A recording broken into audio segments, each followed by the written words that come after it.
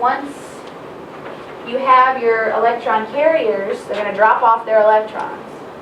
This NADH is going to drop it off to the first protein. And then the FADH2 will drop it off to this second, set of proteins. And so we're oxidizing NADH and FADH2 because we're giving those electrons to the electron transport chain. And then those electrons, through a series of redox reactions, will be passed all the way down the chain until finally they meet up with oxygen in order to make water.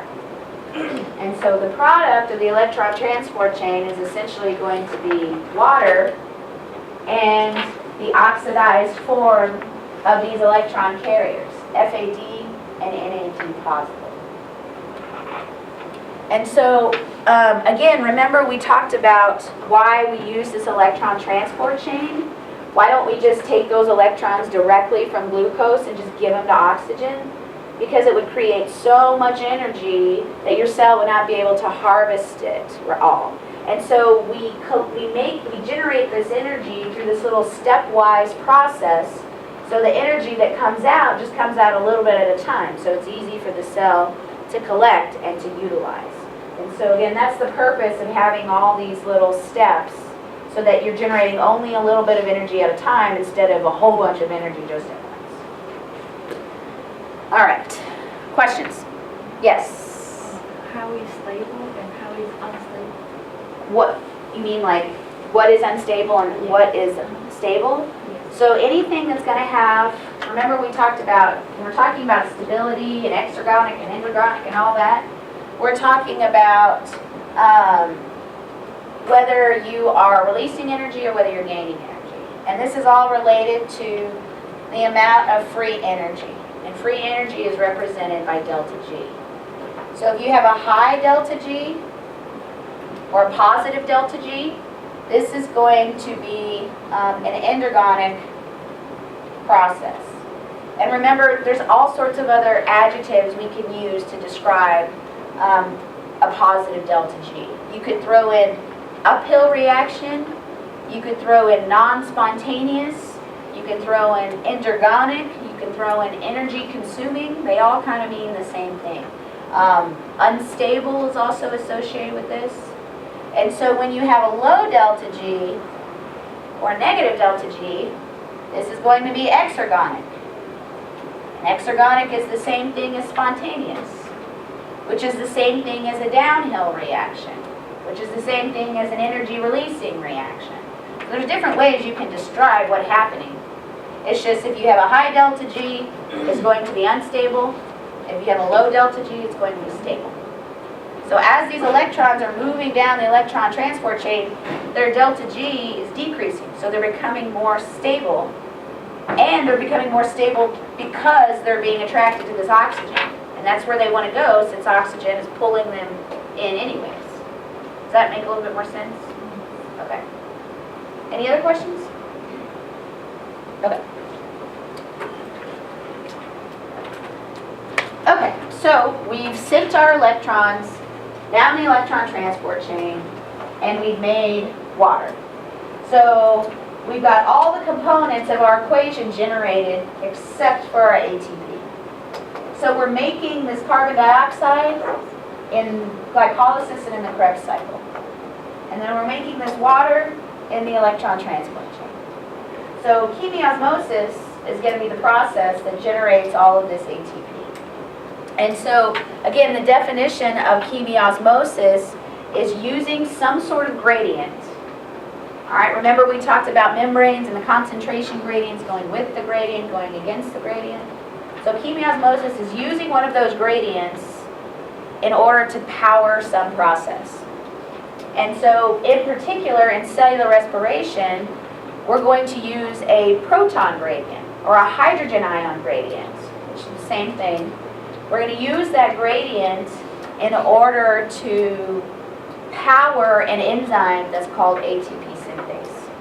And so ATP synthase is also going to be within the plasma, or the phospholipid bilayer in the inner mitochondrial membrane. And so what's going to happen, if you recall when we talked about different types of active transport, the examples we looked at were the sodium-potassium pump and the proton pump. All right, this is the proton pump, okay? So it's the same thing that we talked about. So it's going to require energy.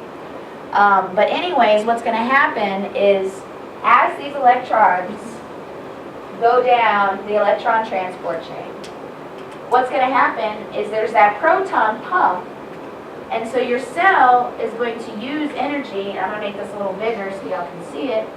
So here's my membrane, here's my electron transport chain, here's my ATP synthase enzyme, and here is my proton pump. So this is my hydrogen pump, and this is my ATP synthase. And they're both integral proteins. All right, so as these electrons move down the electron transport chain, what's going to happen is for every electron that goes down, I guess I should do it over here, but this hydrogen pump is going to pump all of these hydrogen ions outside of the membrane. And so because this is going against the gradient, all right, so outside there's already a really high concentration of hydrogen outside. And then inside there's going to be a low concentration of hydrogen. So you're sending those hydrogen ions from a place where they already want to be to some place where they don't want to be, where all the rest of the hydrogens are. And so this is why you have this active transport of these hydrogen ions. So it's going to take a little bit of energy to push those hydrogen ions against the gradient. But now that you've already used your energy, and now you've got all of this hydrogen out here, based on the rules of diffusion, what do you think they're going to do? They're going to go right back in to where they came from. And so you spend a little bit of energy to force those hydrogen ions where they don't want to go. But then the natural tendencies of diffusion will take over. So those hydrogen ions, what they're going to do is they're going to come back and they're going to re-enter. And when they do that, they're going through this ATP synthase. And so because these hydrogen ions are starting, they've got a really, really high delta G right now because they're crowded with a whole bunch of other hydrogen ions. So it's actually an exergonic process when these hydrogen ions move back in because they're going from a region of instability to a region of stability. And so as they come back in, they are going to pass through this ATP synthase, and that's going to power this enzyme to add on a phosphate group to ADP in order to make ATP. And again, this process right here, this is going to generate about 32 to 34 ATP. And so when we say there's two different ways to make ATP, we already talked about the substrate level phosphorylation and glycolysis in the Krebs cycle. And the other type is this oxidative phosphorylation, which uses this proton gradient in order to power this enzyme whose sole job is to make lots and lots and lots of ATP. So let's look at it from a visual perspective. Okay, so again, here we have our inner mitochondrial membrane. We have our series of proteins in the electron transport chain. And so we're oxidizing our NADs and our FADs. As electrons are moving down the chain, they meet up with oxygen to form water. All right? As a direct result of the electron transport chain, these hydrogen ions, again, are being pumped from within the mitochondria to the inner membrane space. So you got to remember, this is on the inner membrane. So there's an outer membrane right here. And so these electrons, when they're being pumped out, they're being pumped into the inner membrane space, or the space between the membranes. And so where they're coming from, inside, this is going to be the mitochondrial matrix. So remember, the matrix is the part in between all of those folds and cristae. And so they're moving, once you pump them out into the inner membrane space, they're going to re-enter through this ATP synthase, and they're going to re-enter into the matrix. And so you can see these hydrogen ions being pumped out as these electrons move down the chain. And again, there's already a really, really, really high concentration of hydrogen in the inner membrane space. So that's why you need that hydrogen pump to pump the hydrogen ions against the gradient. All right, putting them where they wouldn't naturally want to be. And so the reason why the mitochondria does this is because it knows that hydrogen doesn't want to be there. So it's going to want to turn around and come back into the matrix. And so when it does come back in, again, it's going through this ATP synthase enzyme, and that's that exergonic release of energy, because you're going from something that's unstable to something that's stable. So that exergonic process is what's going to fuel this enzyme. Because remember, anytime we make ATP, we're building, right? So it's going to take energy. So that energy required to make this ATP is gained from this proton gradient. All right, that's what chemiosmosis is. It's using this gradient to generate energy, or to perform work in the cell. In the case of cellular respiration, we're using this proton gradient in order to power ATP synthase so that it can make lots and lots and lots of ATP. So the electron transport chain and chemiosmosis are linked together. So don't be surprised if you see a question that says, how are the electron transport chain and chemiosmosis linked, or something like that? How are they related? And you would say, well, as electrons move down the electron transport chain, they're actively being pumped into the inner membrane space. And then diffusion is going to bring those hydrogen ions back into the mitochondrial matrix to where it'll pass through ATP synthase, and as a result, you have the energy to make lots of these ATPs. And so this process, again, is going to make about 32 to 34 ATP total.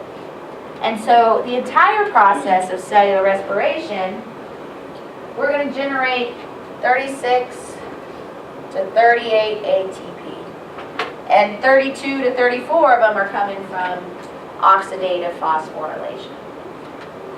Questions about any of this? Yeah? Could you repeat that process? Yeah, how they're related? Yeah, I'll go slow so y'all can write it down. All right, so question is, how are the electron transport chain and chemiosmosis related to one another?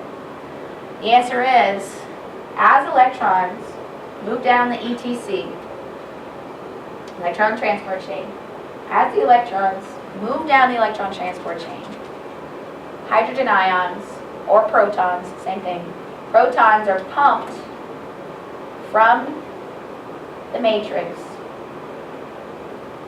to the inner membrane space. And again, this is going to be an endergonic process because you're actively pumping them to where they don't want to go.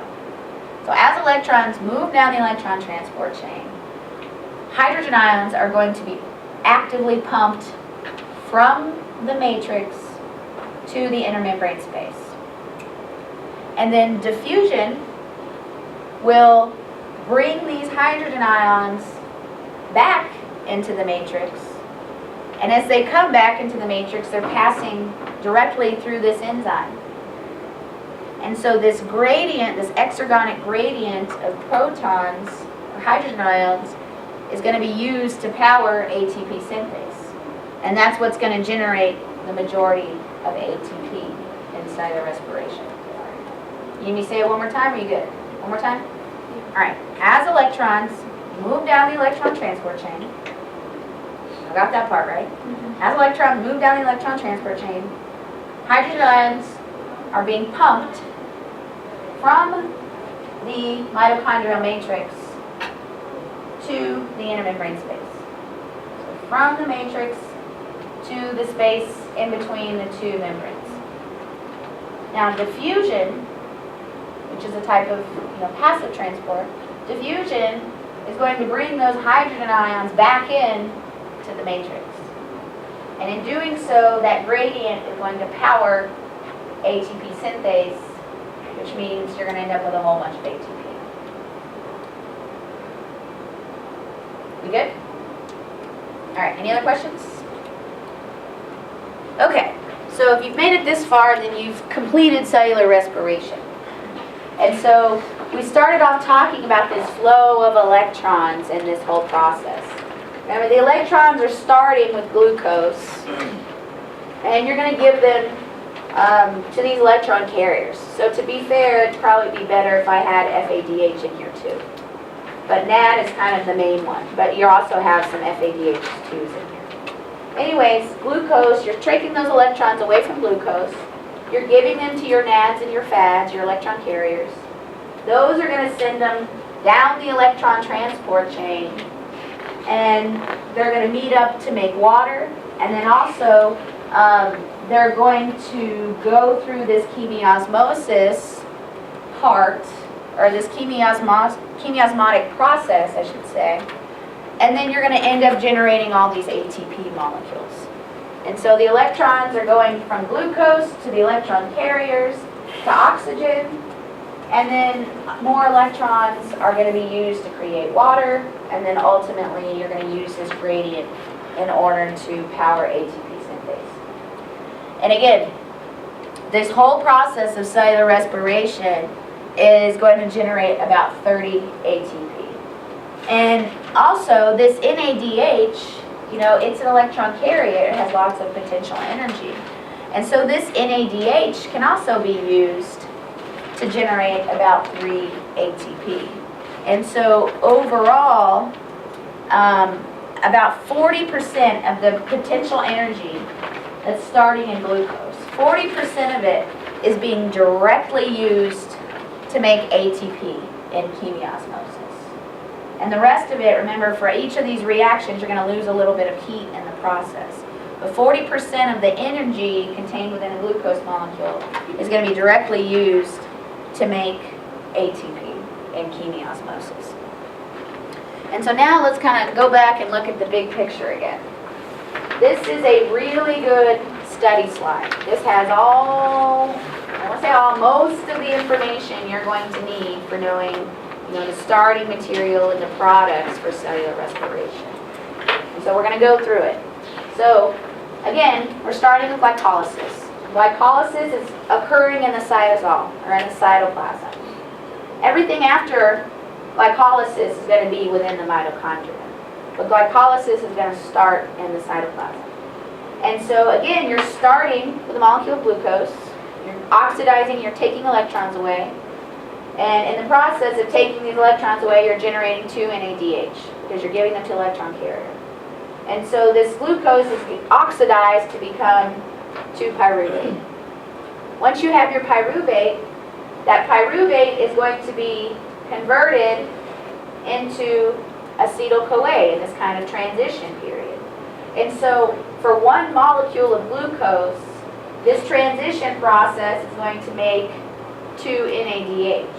And remember, we're also releasing a molecule of carbon dioxide in this transition period as well.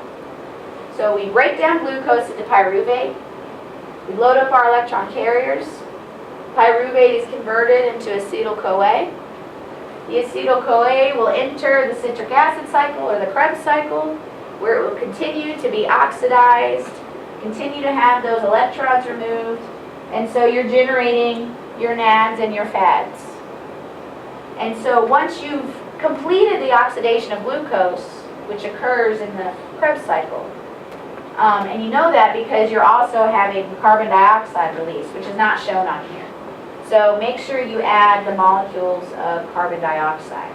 So it's going to be 4 per molecule of glucose. So in addition to making 2 ATP and 6 NADH and 2 FADH, it's also making 4 carbon dioxides, which for some reason isn't on here.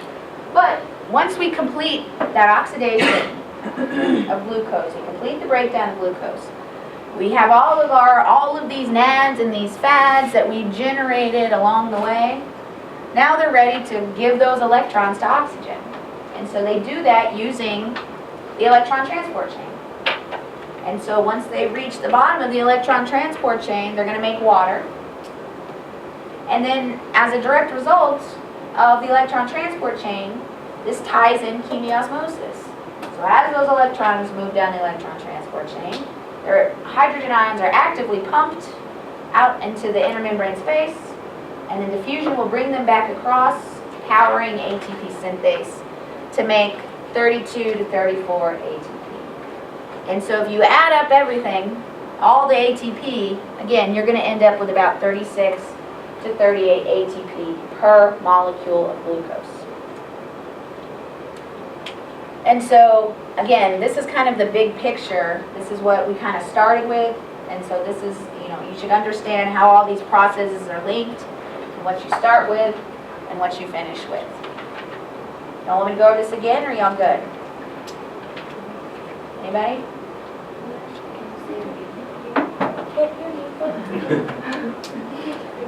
Do it again? Okay, we'll do it again. All right, so cellular respiration, right? 3 processes: glycolysis, Krebs cycle, and oxidative phosphorylation. The purpose of glycolysis is to complete or to initiate or begin the oxidation of glucose. And so at the end of glycolysis, you're removing those electrons from glucose, right? And so the products of glycolysis are going to be 2 ATP. And again, these ATP are made by this substrate level phosphorylation. So you're generating 2 ATP, 2 NADH, and 2 pyruvates. Now, the pyruvate needs to go through this transition in order to become acetyl-CoA. And so in that transition from pyruvate to acetyl-CoA, 3 things are going to happen. You're going to remove a molecule of carbon dioxide.